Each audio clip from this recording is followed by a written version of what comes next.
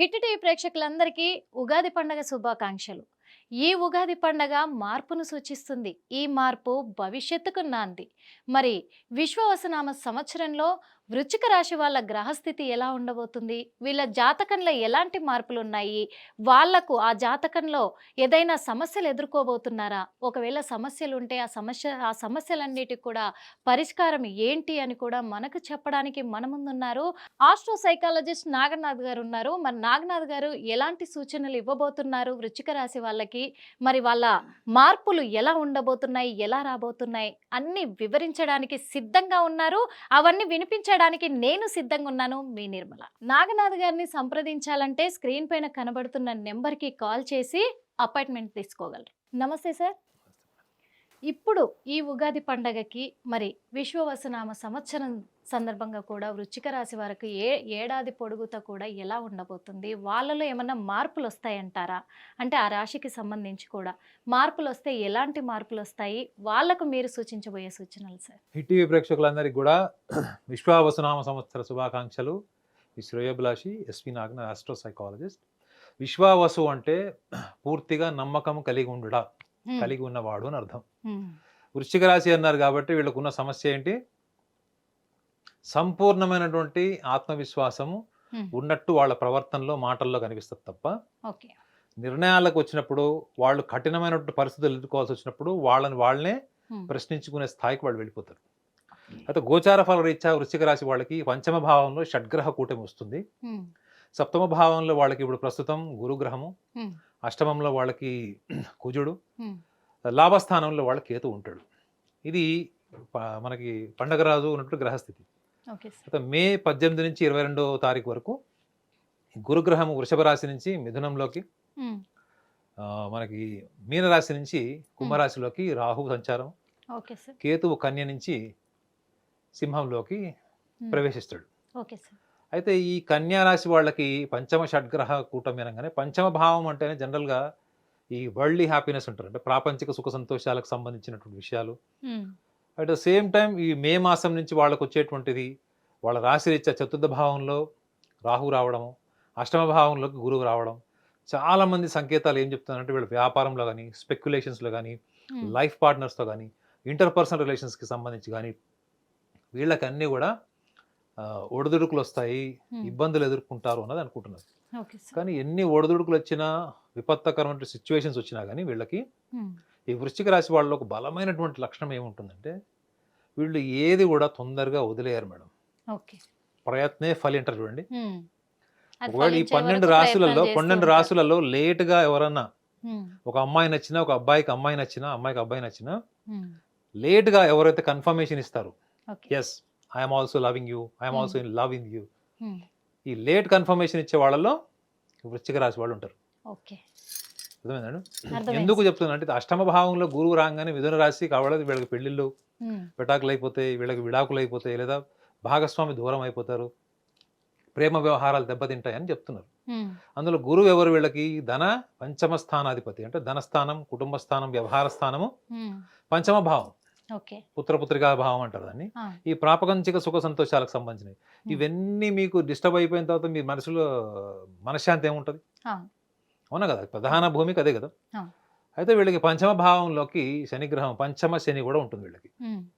చతుర్థంలో రాహు, భౌతిక ఇహలోక సుఖాలకు అధిపతి అయినటువంటి గ్రహము ఈ రాహుగ్రహం.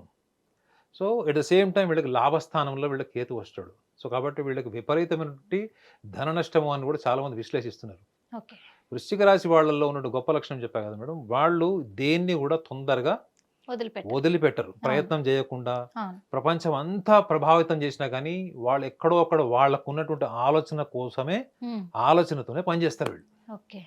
అంటే ఏంటి, ఆఖరి మూమెంట్ వరకు వీళ్ళు తొందరగా నిర్ధారణకు వచ్చేసి వదిలేసేటువంటి ప్రయత్నం వీళ్ళు చెయ్యరు.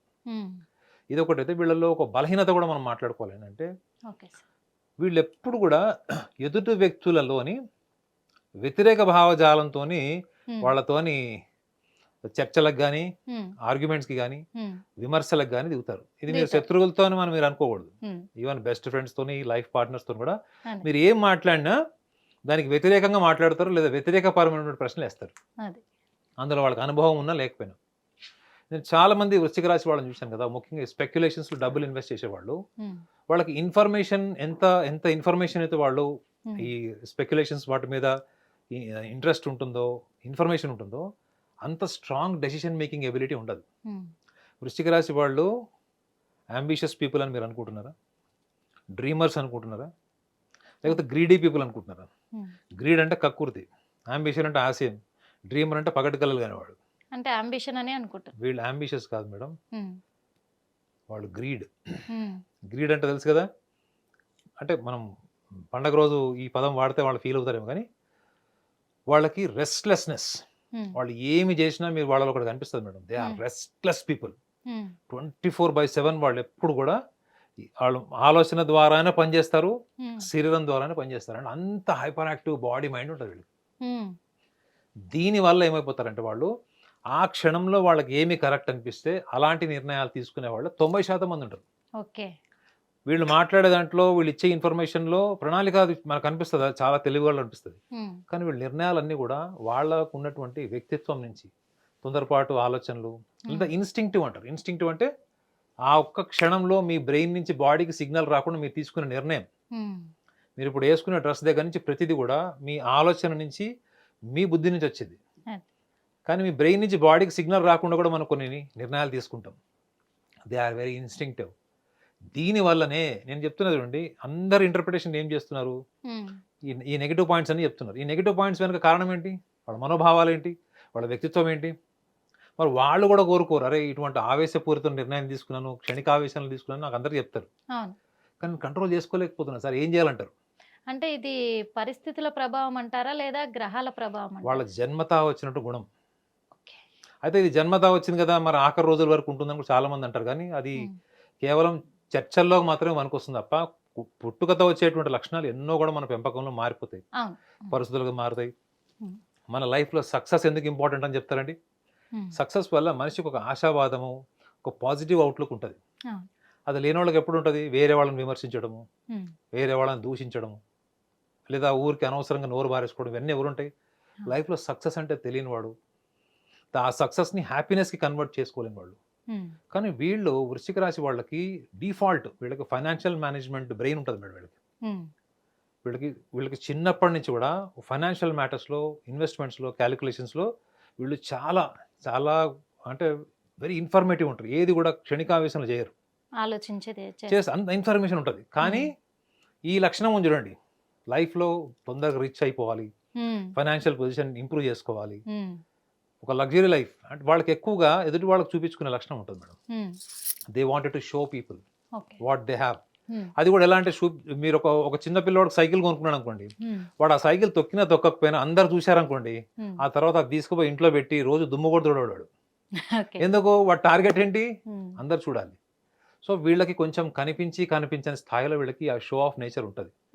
ఈ షో ఆఫ్ నేచర్ వీళ్ళకి ఎక్కడ మీకు కనిపిస్తుంది అంటే, వీళ్ళు ఏదైనా ఒక గొప్ప పని చేస్తే ఆ గొప్ప పని నుంచి ఏర్పడే సంతృప్తి కూడా వేరే వాళ్ళ అభినందనల నుంచే వస్తుంది.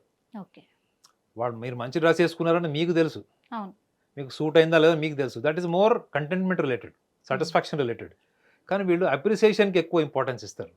సో వీళ్ళ జీవిత ఆశయం అంతా ఏముంటుందంటే, సామాజికంగా కుటుంబపరమైనటువంటి అభినందనల కోసం వీళ్ళు చాలా సందర్భాల్లో వీళ్ళ వ్యక్తిత్వాన్ని కోల్పోతారు. వేరే వాళ్ళ సమస్యలను ఎత్తినేసుకొని ఆ సమస్యకి వీడే కర్త కర్మ క్రియ అయిపోయి ఆ తర్వాత కరివేపాకు స్థాయికి వీళ్ళు దిగజారిపోతారు.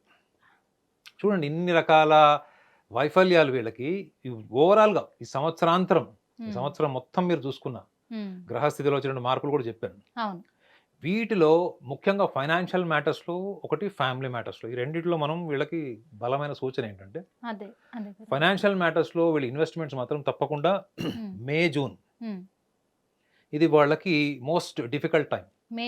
మే జూన్ ఎస్పెషల్లీ మే మాసం ఒకటి, జూన్ ఒకటి, సెప్టెంబర్, ఫిబ్రవరి, ఈ 4 మాసాల్లో వీళ్ళు ఏమైనా ఇంపల్సివ్ డెసిషన్స్ అంటే, నేను చెప్పా చూడండి, వీళ్ళలో ఒక గ్రీడ్ ఉంటుంది, అది ఫైనాన్షియల్ మ్యాటర్స్లో చాలా ఎఫెక్ట్ అవుతుంది. అది వాళ్ళకి తెలియకుండానే వాళ్ళు అందులోకి వెళ్ళిపోతారు, ఆ టైంకి వెళ్ళిపోతారు. ముఖ్యంగా ఎందుకంటే ఈ నిర్ణయ శక్తిని వాళ్ళకి తెలిసి ఉంటుంది మేడం. వీళ్ళు ఎంత జ్ఞానం ఉంటుందంటే, వీళ్ళు చేసే పని అది ఆ ఒక క్షణం ఆలోచించి చేస్తున్నా తెలిసి ఉంటుంది, కానీ they are unable to control it. Repercussions ఎట్లా ఉంటాయి, కాన్సిక్వెన్సెస్ అవును. ఫేస్ చేయాల్సి వస్తుంది. ఉమ్, సో ఈ రీజన్, ఇది one of the major reason ఏంటంటే వీళ్ళకి జీవిత భాగస్వామికి సంబంధించినవి, కుటుంబ సభ్యులు, పిల్లలకు సంబంధించినటువంటి ఆస్తి తగాదాలు, లేకపోతే చిరాచరాస్తులు ఉంటాయి చూడండి, ఉమ్, వీటికి సంబంధించిన డిస్ప్యూట్స్ ఉంటాయి అన్నది క్లియర్. క్లియర్. సో దీన్ని మీరు ఇంటెలిజెన్స్తో ఓవర్కమ్ చేయొచ్చు కదా. ఇప్పుడు చెప్పిన లక్షణాల మీద వీళ్ళు ఫోకస్ చేస్తే దీంట్లో మోర్ దాన్ 50% వాళ్ళు అందులోంచి రికవర్ అవుతారు. ఉమ్, ఆల్రెడీ వీళ్ళు ఇలాంటి సమస్యల్లో ఉన్నవాళ్ళు అనుకోండి, ఆ, వీళ్ళు ఆర్గ్యుమెంట్స్కి దిగకుండా, ఉం?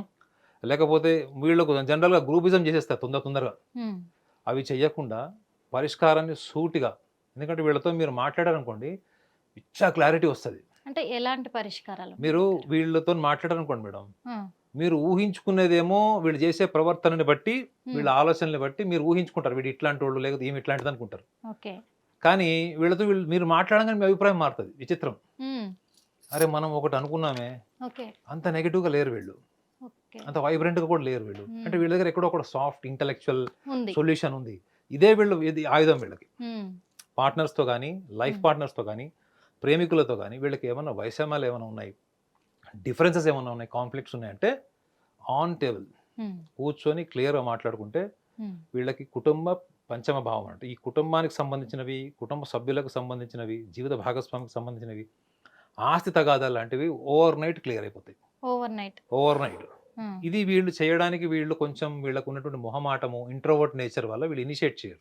ఉమ్, సో వీళ్ళు ఎవరైనా సపోర్ట్ తీసుకొని కూడా ఓకే. ఇటువంటి వ్యవహారంలో వీళ్ళు కాంప్రమైజ్ అవ్వడం, లేకపోతే ఇంటలెక్చువల్ సొల్యూషన్స్కి వెళ్ళడం అనేది వీళ్ళు చేయడానికి వీళ్ళకి అనుకూల దశలన్నీ చెప్పాను, అనుకూలమైనటువంటి పరిస్థితులు. ఈ 4 మాసాలు ఏవైతే నేను మెన్షన్ చేశాను పర్టికులర్గా, May, June, um, September and February, ఆ, ఈ మాసాల్లో మాత్రం వీళ్ళు జాగ్రత్తగా అంటే ఇటువంటి విషయాల్లో వీళ్ళు కొంచెం ఇంపల్సివ్గా లేకుండా ఇంటలెక్చువల్గా ఉంటే ఉమ్, ఇప్పుడు ఉన్నటువంటి గ్రహస్థితికి ప్రతికూల వాతావరణం ఏదైతే ఏర్పడుతుందో అది కూడా వీళ్ళు అనుకూలంగా మార్చుకోవడానికి వీళ్ళకి కావాల్సినంత సామర్థ్యం, మేధస్సు ఉంది.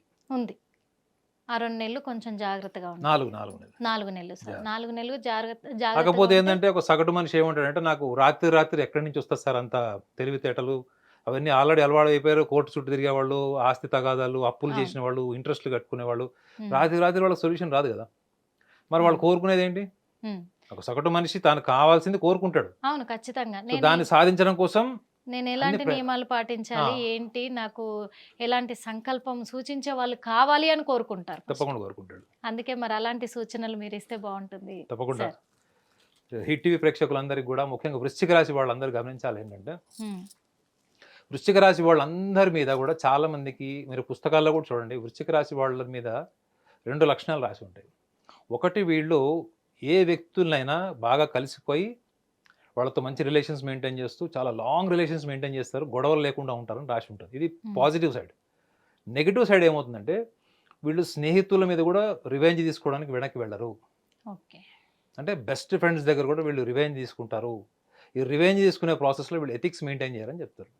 మరి ఇప్పుడు వీళ్ళకి కుటుంబ పంచమాధిపతి మిథున రాశిలోకి వెళ్ళిపోతాడు కదా, ఇప్పుడు అష్టమ భావంలోకి వెళ్ళిపోతాడు. మరి కుటుంబంలో పిల్లలతోని మీరు ఎప్పుడైతే మనశ్శాంతితో లేరో, కానీ మనసులో ప్రేమ ఉంది, కానీ మీ మాట వల్ల కావచ్చు, మీ ప్రవర్తన వల్ల కావచ్చు, నిర్ణయం వల్ల కావచ్చు, దీన్ని మీరు ఎట్లా నివారించవచ్చు అంటే ఒక చిన్న సాధనతో కూడినటువంటి టెక్నిక్ చెప్తున్నాను. ఒక మాలని తీసుకోండి. ఈ మాల మీరు స్పర్శ, మనం మాలతో జపమాల అంటాం. ఈ మాల ఏ మాలైనా కావచ్చు, మతాంతం సంబంధం లేదు ఇది.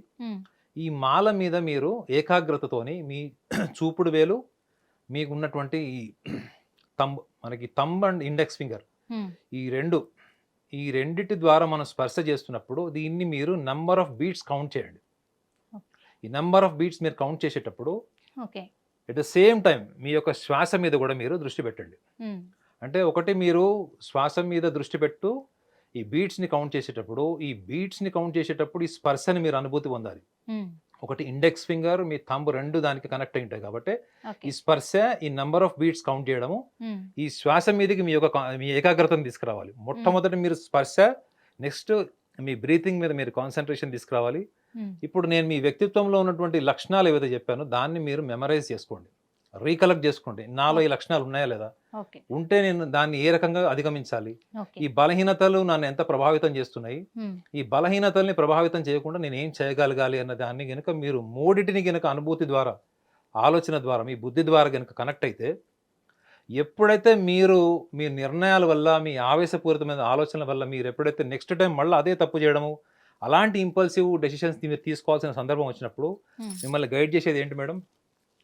మీ సాధన. అబ్జర్వేషన్ సెన్స్ ద్వారా, ఇదైతే పరిశీలన భావం అని చెప్పారు, ఈ అబ్జర్వేషన్ సెన్స్ ద్వారా మీ మనసులో వచ్చినటువంటి ఆలోచనలు అవన్నీ అయితే ఒక ప్లాంటేషన్ జరుగుతుంది, అంటే ఒక బీజం లాగా ఏర్పడుతుంది.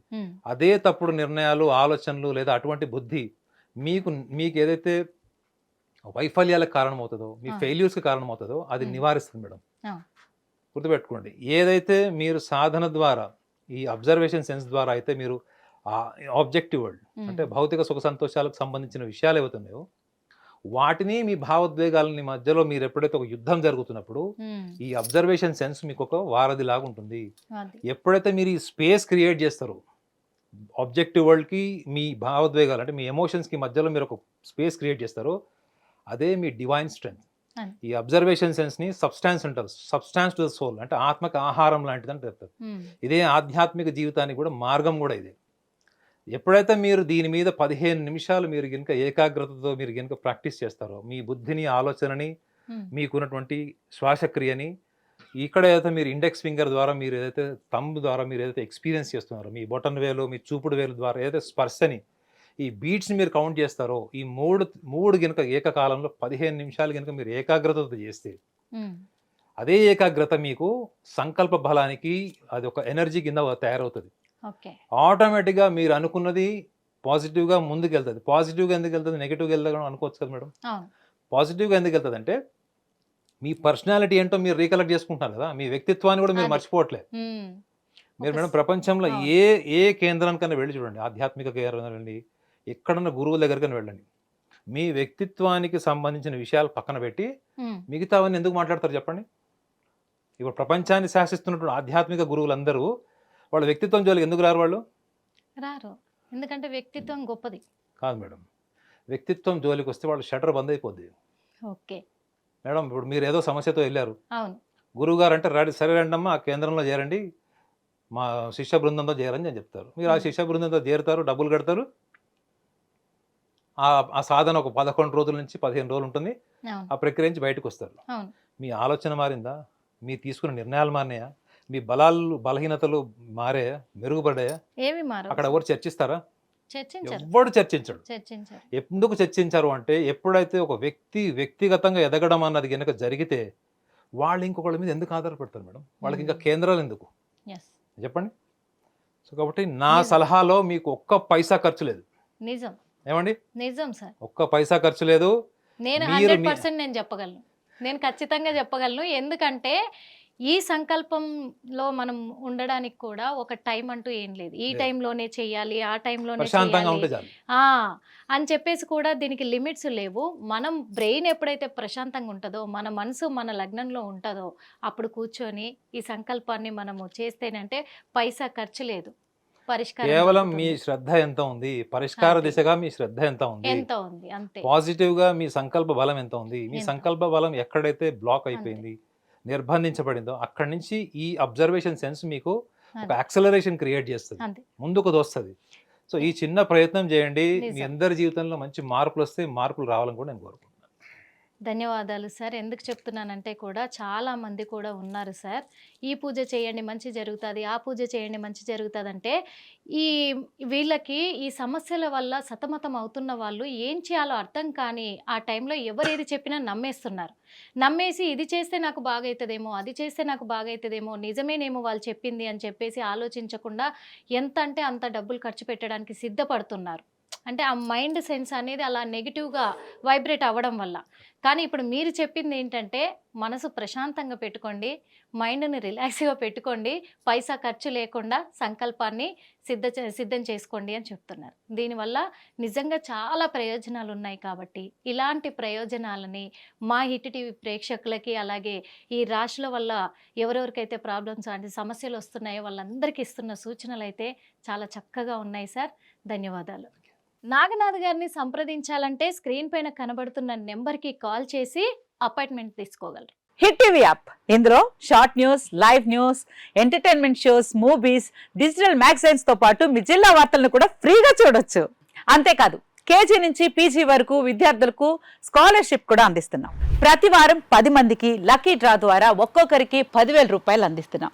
ఇంకెందుకు ఆలస్యం, వెంటనే హిట్ టీవీ యాప్ ని డౌన్లోడ్ చేసుకుని ఫ్రీగా ఎంటర్టైన్మెంట్ పొందండి. Hit TV app. Hit TV app. Please download Hit TV app. Hit TV యాప్ని ఫ్రీగా డౌన్లోడ్ చేసుకొని ఎంజాయ్ చేయండి. మీకు నచ్చిన ఎంటర్టైన్మెంట్ కోసం హిట్ టీవీ యాప్ ని ఫ్రీగా డౌన్లోడ్ చేసుకుని ఎంజాయ్ చేయండి. హిట్ టీవీ యాప్ని డౌన్లోడ్ చేసుకుని ఆస్వాదించండి, ఆశీర్వదించండి. ఇంతమంది సెలబ్రిటీలు హిట్ టీవీ యాప్ ని డౌన్లోడ్ చేసుకోండి అని చెప్తున్నారంటే ఎంత మంచి యాప్ ఆలోచించండి. అమెరికా అమెరికా అమెరికా అమెరికాలో చదవాలనుకునే వాళ్ళకి విశ్వసనీయమైన పేరు మన శౌర్య consultancy. UK Law 1 Year Masters. UK Law 1 Year Masters. 2 years work permit up to 5 years visa. Contact Saurya Consultancy. Contact 89851 89851.